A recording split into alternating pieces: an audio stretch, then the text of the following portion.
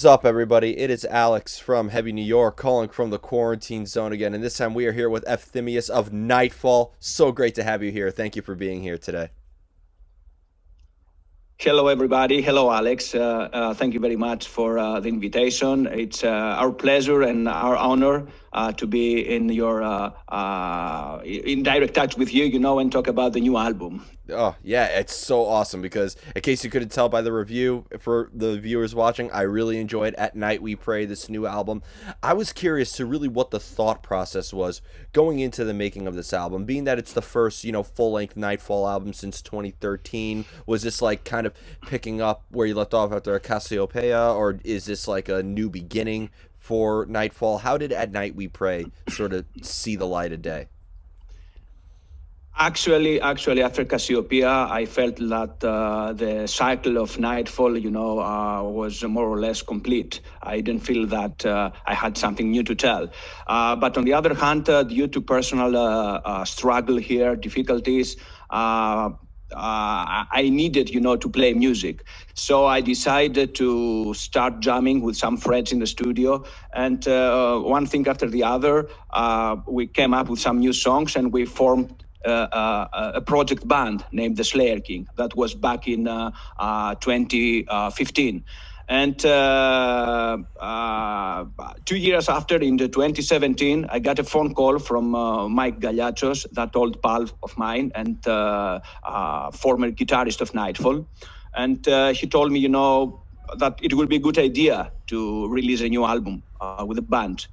I told him that I wasn't into that anymore, that the music industry was totally different to the times he was active back in the 90s.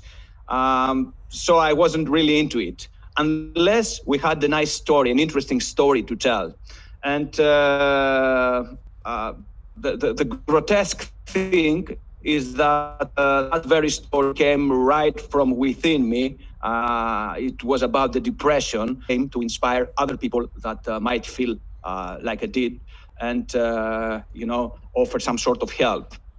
Yeah, and that means a lot. I remember talking to the folks at Season and Miss about it, like the battle with depression and the battle with, this inner turmoil. It's been a subject matter that many artists have addressed, not just in metal, but in all art forms in general.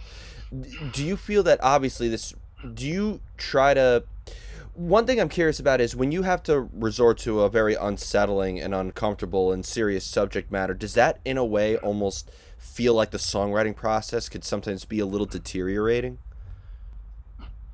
I really cannot tell. I'm not sure because it's the very first time, I've been into that situation mentally. Though depression has been with me for most probably more than 20 years. It's not, just a small part of my life. So what I know is that we made a great effort to sit down and play together, the three of us initially, me, Mike, and Fotis Bernardo, and trying, to come up with some ideas and form the tracks and everything. And the entire process worked, it really helped me, it was like a psychotherapy. So the whole thing turned out really good, but it took it, more or less about 3 years to complete. So it was a long process. It was not something easy. And I put a lot of effort in during the course of it by trying, to come a little bit, to push things a little bit forward, because as you said correctly, many people have talked about depression. Many people have, referred to depression in interviews or in some albums, but we wanted to go, full ahead and dedicate the entire album on this mental disorder. So it was hard. It was a long time, and I'm really satisfied we made it. Obviously having this subject matter determines the lyricism and determines, obviously the concept of this album, but do you feel that also would determine the music itself in a way as well? Yeah, I'm sure about that. I'm sure about that because usually what you feel is what it comes out. And you know, Nightfall is not the type of band that follow the linear career through the years. I mean, we don't produce new albums as an excuse to hit the road. We have a different approach that it's closer to cinematography. I mean, we produce albums when we have something to say. Otherwise, it doesn't make any sense. So, yes, of course, the whole situation totally affected music as well. Do you like to leave your music open to interpretation, or is the goal, because especially with At Night We Pray, I feel like it has such an important message to it, and the way that the music, like, I love the way that every song led to another, like from, Killing Moon to Darkness Forever, and you get to Meteor Gods, my favorite track on the record, and like, Thank you very much. yeah, just the way that the album moves. Do you want the listener to sort of see things from your point of view with this album, or is there room for any of the Nightfall albums to be open to interpretation? I wanted music, the flow of the music to follow the extreme mood swings, that accompany depression. So I wanted, to have the entire variety, the variety that you have in your mood when you are under, that sort of mental disorder. So when there are the slower parts, the faster parts, the aggressive parts, the even more aggressive parts, and in no ways wanted to do straightforward album from track A to track 10 to be the same. So, but that's always the same with Nightfall. It's always a sort of variety in the track list. And I know that there are people that don't like that. I've seen people out there that they face music as a commodity. So they say that I wanna each album to have one atmosphere, one style from A to Z, and I don't like to this sort of differences and between the tracks. But I think that element, it's a very important, factor in Nightfall music. Well, I think what's interesting, because the way that music is absorbed or interpreted differently is also, I feel, how depression is. Some people just keep their head up and move forward. Some people, unfortunately, succumb to madness. And I feel like every song on here, like, I feel that concept and I feel that vibe, but I feel like a way that all the different forms of dealing with depression. Like, I feel like, opening up with She Loved the Twilight, it's like almost seductive. Like, it almost makes people feel at one with this pain and this turmoil. So I feel like every song, while it evolved around depression, I felt like it almost had a different way of interpreting depression. Absolutely, precisely. I mean, you've got it, really great. I don't have anything, to comment on this. You just nailed it. Thank you. And it's awesome. It's awesome because that means that we did something right, because the entire message, passed from the very record to your ears and to your brain, and this is amazing. This is really nice. I mean, the message has gotten through completely. And do you feel that by the making of this album, by giving this to the people and experiencing it, that maybe you ultimately brought closure to the pain that you were feeling, or do you feel that maybe that this opened new doors to personal trials and tribulations that you want to address in the future? No new door, nothing new whatsoever. I mean, it's just a desperate, call to assist other people that feeling more or less like I did and like I do, and they're bound to social stereotypes about this mental disorder, to get a step beyond, get a step further, and talk openly about it, or maybe, go and see a certified person, a medical, ask for medical assistance. What I want to say with this album, and I'm taking the opportunity from from our talk right now, is that there are a lot of misconceptions about mental disorders in society. And for example, previous generations had a very stupid and simple approach towards this sort of problems. They thought that one is either normal or abnormal. And by abnormal, they meant, crazy, madman, whatsoever, somebody that owes to be no part of our society and is to be ousted. So that sort of stereotypes, need to be to break down. This is a very important message. Secondly, I want people, especially younger people, that they don't have the solid personality yet or the experiences to take a further step in their life. When they feel down, when they feel that they need some sort of assistance because they have some confusion in their mind, to open up, speak about, never be afraid, of being rejected or being stigmatized by society, because after all, this is a normal thing. It's not the end of the world. It's not depression. It's not something that we should be ashamed of. So what I'm trying to do is offering courage, and the gentle push to younger people who might be in trouble, but are very, skeptic in asking for open up or asking, for any sort of assistance. And what I think is great about you doing it, like we've seen a lot of bands, like say that you're not alone, and thank you and God bless you as somebody who has struggled with these demons before. Like, thank you for addressing it. It should be addressed.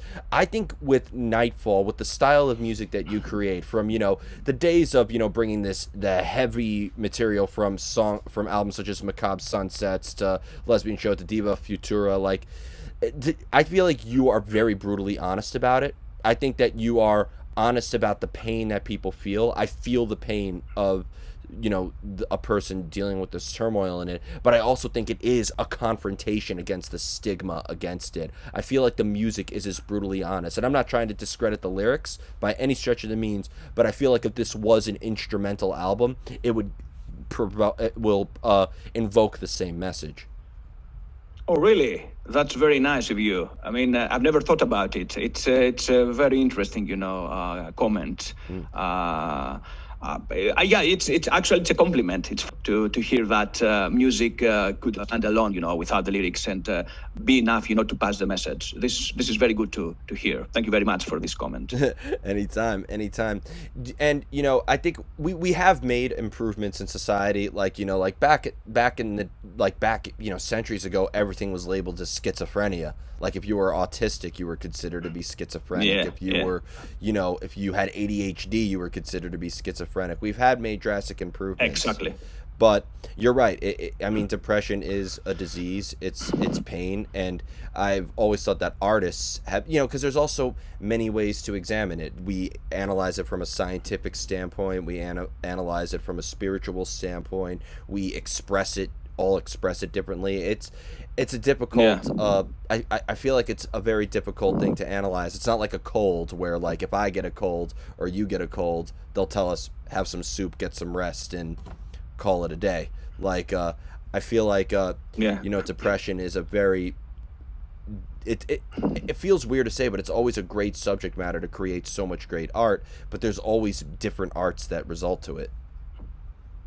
The thing is that there are some other misconceptions about depression as well, and some also refer to art. I mean, the artistic profile, let's say, of somebody who's depressed, it's a dark-looking guy, with dim face, looking down, never have a laugh or a good time, which is, sorry to say that, this is bullshit and causes more trouble than, than good, because we people, need to have good time. We want to have good time. We want to have laugh, have booze and fun, whatever. But we need more effort. We need to put more effort in order to feel like that. So you can see depression. You can see people around you that they may suffer from it, but they don't open up. They don't speak about it because of rejection and all these misconceptions. And another enemy of the process, to bring this, to address this serious subject correctly, is that fashion, that trend that comes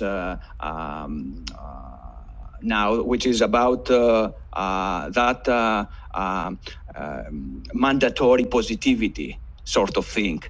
Have you heard of this? That you have to be Oh, happy and let toxicity out of your life and don't speak to toxic people and fuck like that. oh, It's crazy it's because who terrible. can tell who is toxic? I mean, a guy, somebody, who has, demons in his or her mind and try, to struggle, to in order to to find, his or her, moves in society. What needs most is help, from others. Doesn't need, a rejection. Doesn't need, to hear, phrases like "you are a freak," "you are a toxic guy," "get away from here." So we need to address the issue of mental disorder from 0 point, from scratch again, because there are a lot of misconceptions that they don't align together in that way a better solution. Um, this is my belief, and from what I've seen personally, even here in Greece, which is just a fragment, of there is a lot of confusion in society out there about what depression is like, what's about. Some people mistaken depression with boredom or melancholy, and some others, try, to find, that state of mind in order, to get inspired and write some good lyrics or draw a painting and stuff like that. But it's not that. Depression is a disease. So we have to address that subject very seriously, and we have to follow the advices from certified people and not make laugh about it or, come to very easy conclusions. And most of all, we must understand that human beings are very complicated, mechanisms, very complicated things. We cannot be positive all the time or negative, of course, all the time. And we need one each other to feel better and move forward. Definitely. So I put, also a social, perspective in the whole message, because I think that at the end of the day, a sick person leads to a sick society, if you know what I mean. Absolutely. And unfortunately, a lot of people think the absolute worst when it comes to mental illness. If you see somebody like in crutches or in a wheelchair or, with a cast on their arm, you instantly feel sympathy for that individual, as you should. I mean, if you're a decent human, you would. But like, there are people where they say, "Oh, I struggle Yeah. with depression." Yes, They indeed. immediately are like, "Oh, this guy might be crazy, or this guy might harm himself or Yeah, yeah. somebody He else." lost it. He lost it. Oh, the poor guy, he lost it. Yeah. Yeah. It's So as easy as that. I feel like there's definitely a lot of I think both within ourselves and with society as a whole that we could do. I think we have made drastic improvements, but there's definitely always room for more improvement.